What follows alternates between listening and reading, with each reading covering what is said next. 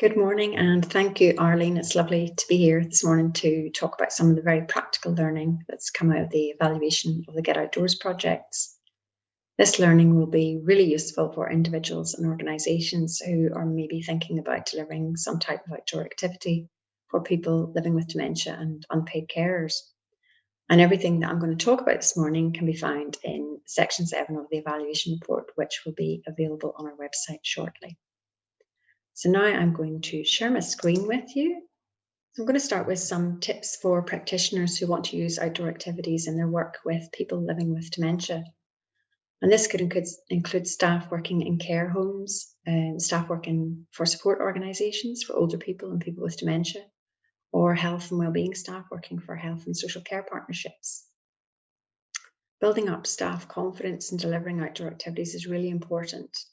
And it's helpful to develop and guide staff through risk assessments around the practical aspects of taking people to outdoor venues and using outdoor spaces like gardens. Where possible, a risk assessment should be undertaken with the person with dementia so that they can decide which activities they want to participate in and how much support they might require to do that. It's also important that volunteers feel confident in delivering outdoors activities, so providing them with an induction session and some training is key. Some of the training undertaken by volunteers at the Get Outdoors projects were 2-day outdoor first aid certificates and child and adult protection training. But there are lots of courses available that you can find. It's also a good idea to check out and review activities and sites and venues regularly with the people who are participating in the sessions. Asking people how much they enjoyed the activities or how much they enjoyed the venue helps to make sure everybody feels involved and can contribute to the success of the sessions. Developing and nurturing good partnerships with organisations that can facilitate outdoor activities and venues is also a good idea. And the Get Outdoors projects that were funded by the Trust worked with lots of local venues and businesses. For example, a country house and estate in Selkirk, local bowling centres, and in the case of the NHS Dumfries and Galloway project, local farms. Projects in this way help to challenge assumptions around dementia and reduce stigma by involving the local community in delivering or participating in some of the activities. Development and planning time are a crucial part of development activities. Many of the activities were often changed between individual sessions to meet the needs and interests of participants, or maybe even just because of changes in the weather. One example given by a project was designing an activity to not include bending down to the ground because of mobility issues of those who were participating. So building in some extra pre-planning time is really important. So I've talked a little bit about flexibility and longer term planning, but you also need to make sure you've got flexibility in the day-to-day fluctuations of the weather, of numbers of participants that can vary from week to week, and any other unexpected factors that might crop up. With participants often having a wide range of different needs and physical abilities, activities need to be amended to suit participants' mobility.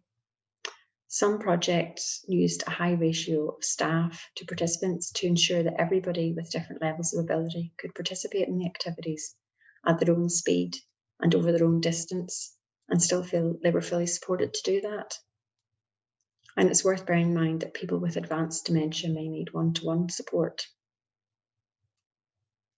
Small groups of around 4 or 5 people work really well for outdoor activities, especially when they're supported by a mixture of staff, volunteers, and unpaid carers. People really want to help out and contribute in the groups, and having a role or a task to perform, such as lighting a fire, really helps to increase confidence and well-being. And of course, it goes without saying, because we live in Scotland, that you need to make sure you've got a collection of cold and wet weather, clothing, footwear, and equipment on hand for all occasions. So this slide, I've just put some pictures of one of the Get Outdoors projects. So this is participants at the Instinctively Wild project in Selkirk, enjoying a walk in the country estate of the Haining. And you can see they're out mostly in the sunshine there, so it's probably taken during the summer. But after they'd been out for a walk, they would go back into the Haining for a cup of tea, some storytelling and some songs, and in the colder months, a nice big roaring fire. So now into some practical tips for projects. Some of these can be very easily overlooked in the planning stages and can be as simple as remembering to have name badges for everybody.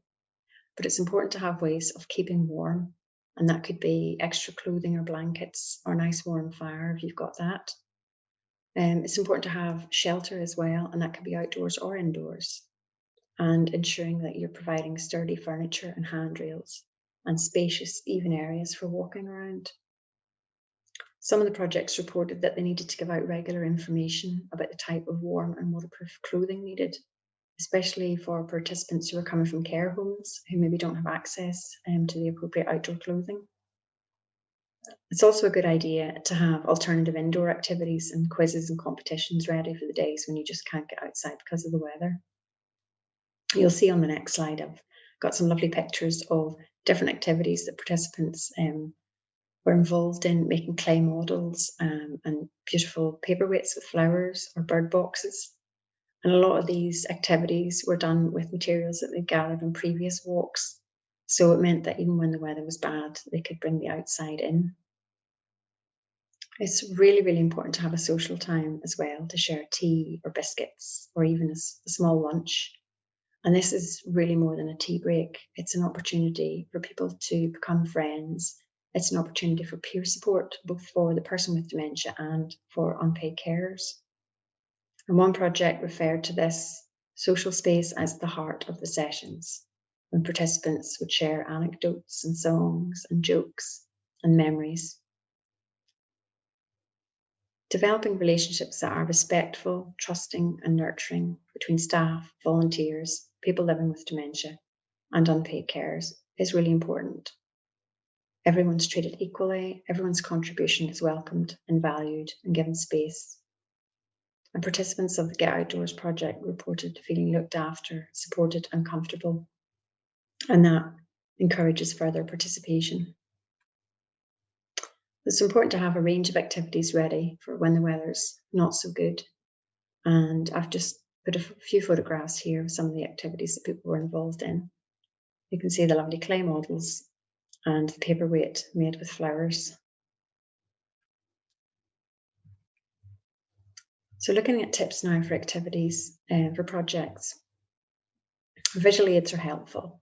Rather than talking about abstract ways about birds or bees, you can use photo cards to show how bird boxes or flowers might be used. It's also really useful to hold a simple mood checking and review session at the beginning and end of activities. This is a simple and effective way of understanding how people are feeling about the activity and seeing the impact. And you can do this in lots of different ways.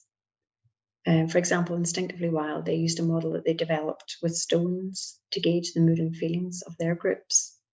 So members of the group had decorated stones and they placed these onto faces that matched different feelings. This enabled staff to notice any changes in mood or feeling between the start and the end of the sessions.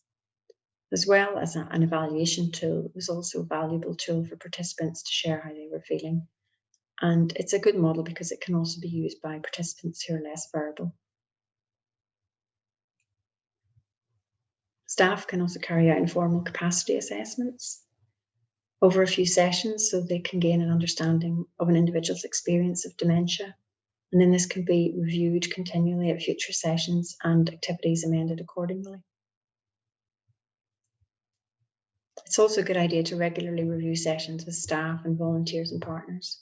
This means you can check what's going well and what's not really working, and you can respond quite quickly to any emerging circumstances and issues. And of course, holding sessions regularly, especially for people with advanced dementia, helps to build relationships with participants and also amongst participants.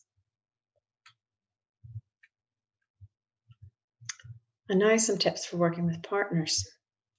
Using and developing local partnerships around sites and locations and ways to transport people works really well. And it has the additional benefit of supporting the local economy through using taxi services that are local, cafes and shops, but also working with local artists and musicians. And we know that developing relationships with health and social care partnerships takes time and takes a bit of work, but it's really important for referral processes. It helps to increase staff skills, and it gives staff who are working in the health and social care partnerships a different perspective on dementia. Holding feedback sessions for partners on how sessions are working for people and carers and practitioners can help to develop useful and meaningful sessions for everyone. There's lots of different ways of doing that. I've put an example here of a page from one of the logbooks that was created by one of the projects. So each participant would write their feelings about the activity and have some photographs and create a logbook over the 8 weeks. And then they were able to take that home with them and keep it, and it gave them a permanent record of the experiences that they had shared. And this was also useful then for feeding back to partners and staff. Finally, I just want to talk about some tips for meeting outdoors at the moment during COVID-19. As I mentioned earlier, meeting with small numbers of people is generally safer and more effective than large numbers. Unfortunately, current restrictions mean that even this is not possible at the moment. People do feel safer meeting outdoors, but it's always reassuring to know there's somewhere to have a shelter. So this could just simply be an open roof or a roof with open sides for ventilation and social distancing. But it does make people more comfortable if they know where local facilities like toilets and cafes are. And there's also ways of staying warm against the elements in the outdoors and safe ways to have snacks and hot drinks. I think the Get Outdoors projects really encourage people and support them to be outdoors more and enjoy the simple pleasures in life. They proved we don't need expensive day trips to take part in cultural activities in busy places. And it's nice just to be outside and socialising with friends. I think this is really important learning for these times. Just want to end with a quote from one of the projects about really the essence of the Get Outdoors projects. The ability to connect with people, to share and to build upon new and existing friendships, and most importantly, to combat isolation, were arguably the most crucial aspects of the project. I'd like to thank Darry McAleese, Graham Drever and Peter Carthy from Instinctively Wild for the photographs that I've used in this presentation. And I'm going to hand back to Arlene now to take us into some discussion groups. Thank you.